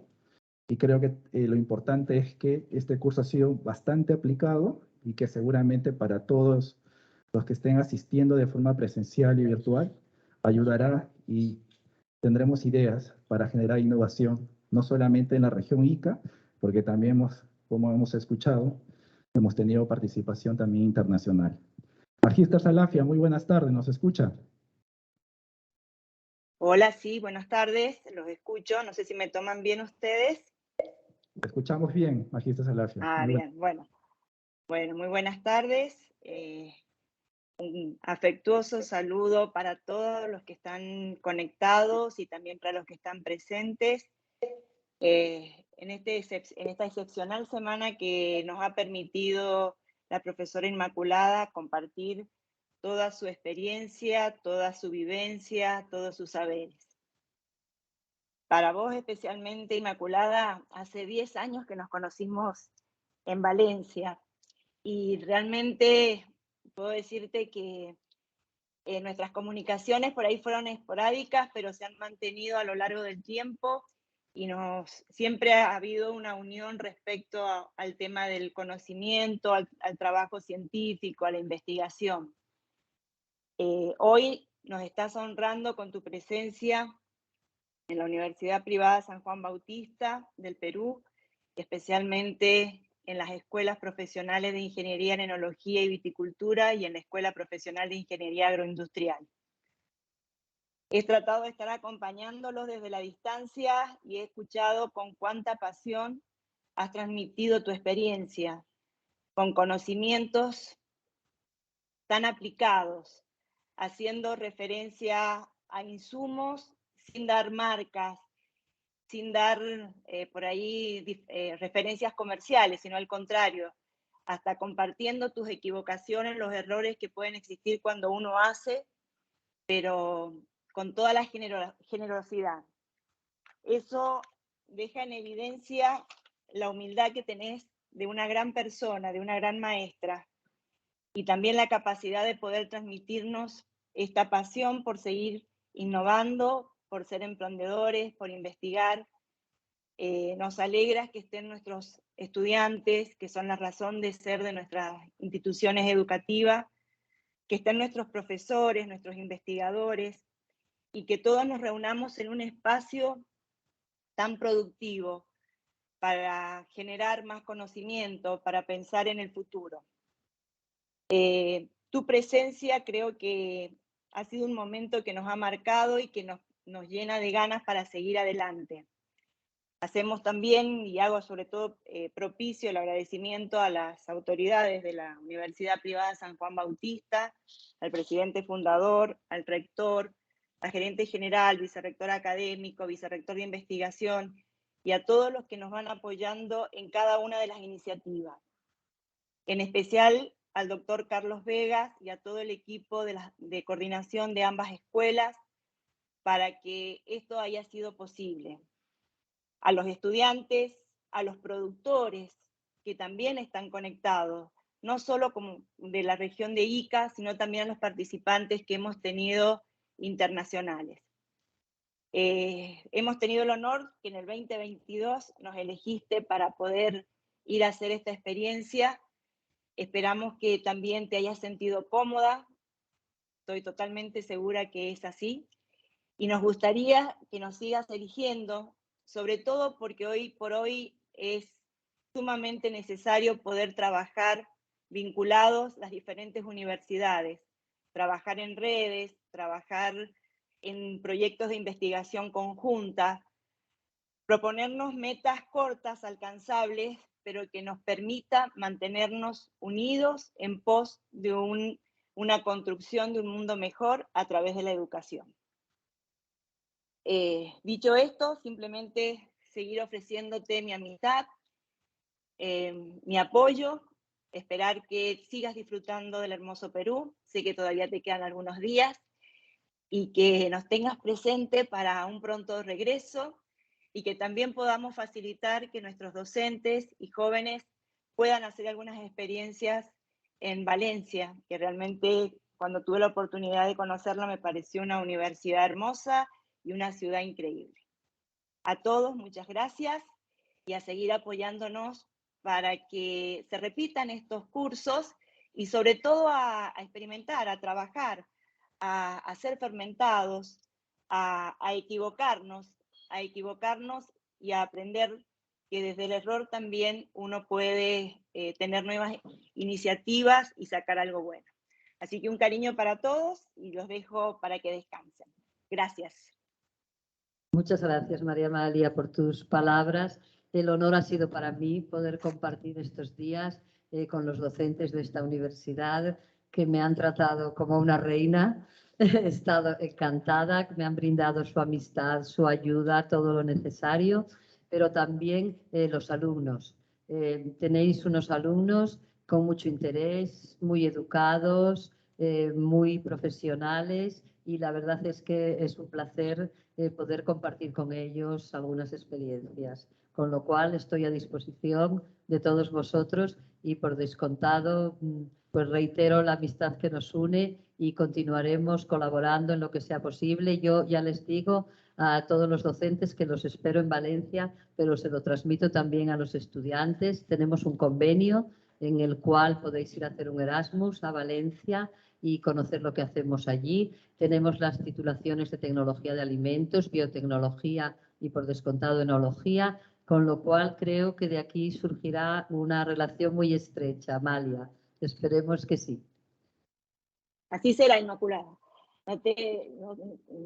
Realmente el equipo que tenemos de gestión somos bastante inquietos, nos debemos a nuestros profesores y a nuestros estudiantes e investigadores, así que seguramente pronto tendrás novedades de parte de nuestra universidad.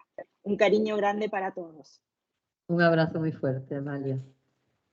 Bien.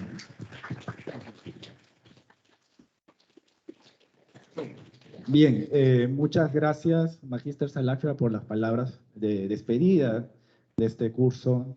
Y también queremos aprovechar, profesora Inmaculada, nosotros nos hemos sentido también muy a gusto con su presencia y la verdad nos sentimos particularmente un poco tristes de que este día sea el último, ¿no? Pero sabemos que la vida sigue, hay nuevos proyectos, esperamos tener nuevas visitas suyas para más adelante y por eso queríamos permitirnos darles algunos obsequios, ¿no? Vamos a pedir al señor Miguel Ángel Elías, señor Miguel Ángel, en representación del doctor José Luis Elías Ábalos, presidente fundador de la Universidad Privada San Juan Bautista, pueda brindarle un obsequio. Aquí está viniendo, señor Miguel Ángel. Buenas tardes. Buenas tardes. Inmaculada, cuánto gusto. Encantada. Para mí es un honor entregarle esta artesanía. Más bien dicho, les estamos devolviendo en esta pequeña botija lo que ustedes nos trajeron hace muchos años, en el siglo XVI, siglo XVII, cuando en los galeones españoles traían el vino, traían el aceite de oliva y las aceitunas, por supuesto. Esta botija creció con el tiempo. Las antiguas peruleras que le llamábamos en esa época las botijas ibéricas, se transformó, creció en tamaño y tuvo una pequeña modificación. Usted va a ver aquí en la parte de abajo, hay como un pequeño cachito, ¿no? Una puntita, que era para enclavar las botijas cuando estaban crudas todavía dentro de los hornos. Así que, sin más preámbulo, por favor, le hago entrega de esta botija iqueña con mucho amor y mucho cariño para usted. Muchísimas gracias. Ha sido un placer, es una preciosidad. La devolveremos a España y nos lo tomaremos allí a vuestra salud. Lleno de pisco. Muchísimas gracias. Muy bien, gracias, señor Miguel Ángel Elías, por el presente. Inmaculada, tenemos más presentes para ti, si es posible. En esta oportunidad, nuestro director académico de la Universidad Privada San Juan Bautista, filial Ica, el ingeniero José Fernández Zamora, le hará entrega también de algunos productos que se hacen en esta bodega Arpe. Ingeniero. Muy buenas tardes. Buenas tardes. Bueno, primero agradecer por compartir su tiempo y experiencia con nosotros. Hubo un tiempo muy corto que conversamos el día de su llegada y coincidimos en que se han tratado temas muy importantes para todos los asistentes de vital importancia. Sé que es producto de una serie de investigaciones que usted ha realizado. Desde ya agradecer también a nuestras autoridades por traer este tipo de profesionales, ¿no?, invitados de nivel como lo es usted, y como lo dijo la doctora Amalia Salafia, es un honor tenerla acá y comprometerla, pues, porque sé que nuestros estudiantes van a hacerle una serie de consultas luego en los trabajos de investigación que desarrolla, ¿no? Agradecerle nuevamente y esperamos tenerla por acá en una nueva oportunidad. Muchas gracias.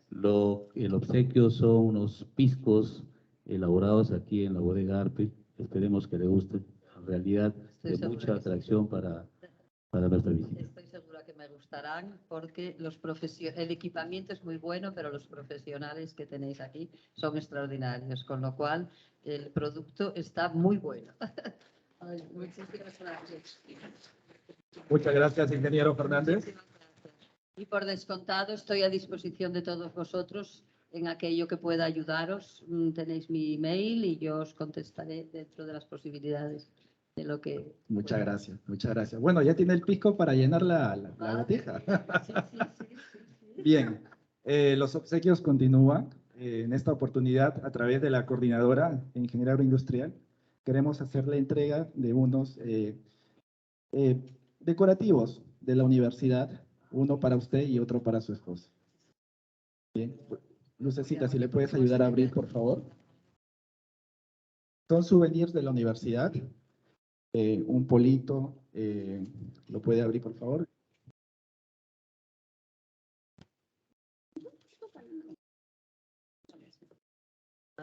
Qué bonito. Para que nos pueda recordar también su regreso a Valencia. Muchísimas gracias. Bueno, así de placer, ¿eh? Estoy pensando en quedarme. ¿Me tratáis también? Eso queremos hacer, la intención. Muy bien. Sí, es un presente de las chocotejas también tradicionales de Ica. Pues lo habíamos hablado, pero no ha coincidido, la verdad. Oye, te lo agradezco. Muchísimas gracias. Muy bien. Ya puedo dejar el celular. Sí, gracias. Bien. Bien, para los que aún nos acompañan desde la virtualidad, queremos hacer también un brindis virtual, y para los que nos acompañan el día de hoy de forma presencial, por diferencia del enólogo Juan Funes, vamos a hacer un brindis de conclusión de este curso y también de la visita de nuestra profesora invitada. Por favor, jóvenes, si nos podemos poner de pie, autoridades. Ingeniero, por favor. Coordinador.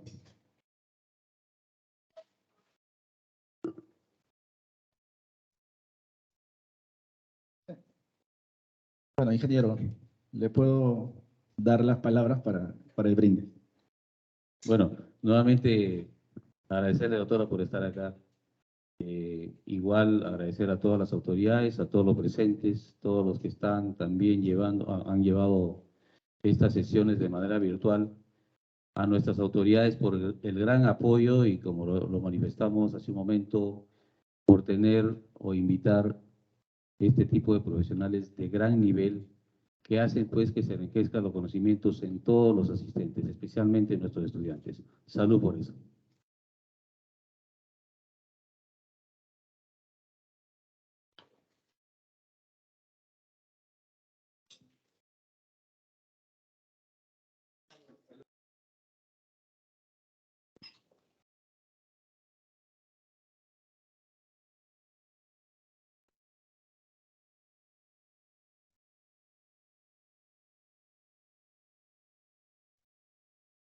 Bien, con este brindis damos por finalizado este curso. Muchas gracias a todos, especialmente a los que nos han acompañado de manera presencial. Estaremos en contacto para nuevas iniciativas, para nuevos cursos y que tengan una buena tarde. Muchas gracias.